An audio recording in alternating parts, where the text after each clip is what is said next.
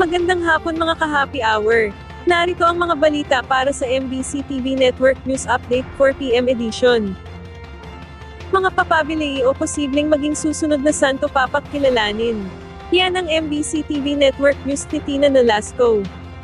Dumating na sa Roma ang lahat ng 133 kardinal na dadalo sa Papal Conclave sa Sistine Chapel bukas. Present sa naturang conclave ang mga kardinal edad 80 pababa mula sa iba't ibang panig ng mundo. Bahagi ito ng proseso sa pagpili sa susunod na Santo Papang papalit sa yumaong si Pope Francis. Sa ulat ng pahayagang Daily Tribune, 16 na kardinal mula sa iba't ibang bahagi ng mundo ang itinuturing na papabile o mga paring frontrunner na posibleng pumalit kay Pope Francis.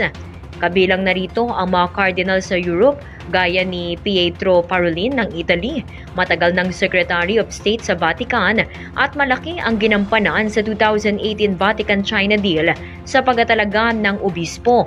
Sumunod si Cardinal Pier Battista Pizzaballa, kilala sa pagtataguyod ng kapayapaan sa kasagsagan ng gyera sa pagitan ng Israel at Hamas. Si Matteo Zuppi, Archbishop sa Bologna at Peace Envoy sa Ukraine. Si Claudio Gugerotti, Prefect of Dicastery for the Eastern Churches at isang scholar diplomat at dalubhasa sa Eastern Christianity. Si John Mark Abelin, Archbishop of Marseille, advocate ng mga migrante at interfaith dialogue. Si Anders Arborelius, kauna-unahang cardinal sa Sweden at isang convert, konserbatibo sa doktrina ng simbahan pero bukas sa migration.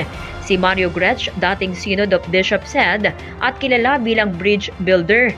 Si Peter Erdo, isang canon law expert at evangelist na may kaugnayan sa nasyonalistang pamahalaan ng Hungary. Si John Claude Hollerich, isang Jesuit at dating misyonero sa Japan, kilala sa paninindigan sa doktrina pero bukas sa reforma. Sa Asya naman, kabilang sa mga frontrunner na magiging Santo Papa, sina Cardinal Luis Antonio Tagle, charismatic, social media savvy at kilala sa pagiging boses ng mga mahihirap.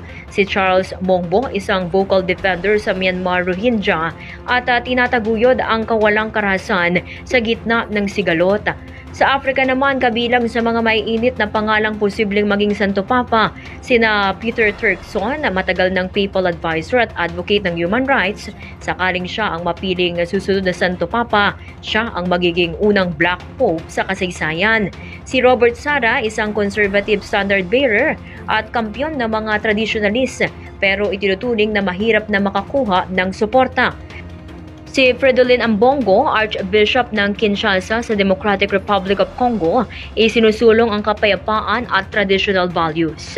Sa Amerika, nangunguna sa listahan ng maaaring maging papabili si Robert Francis Prevost, Prefect of Dicastery for Bishop at dating Peru missionary. Pang-16 naman si Timothy Dolan, Archbishop ng New York at kilala sa kanyang karisma at matibay na paninindigan sa isyong panlipunan. Para sa MBC TV Network News, ito si Tina Nolasco para sa DZRH, una sa Pilipinas, una sa Pilipino.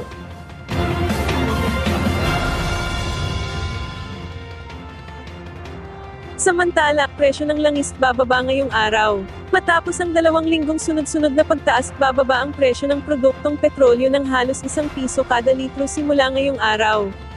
Magtatapyas ng 55 centavos kada litro sa gasolina, 65 centavos sa diesel, at 90 centavos sa kerosene.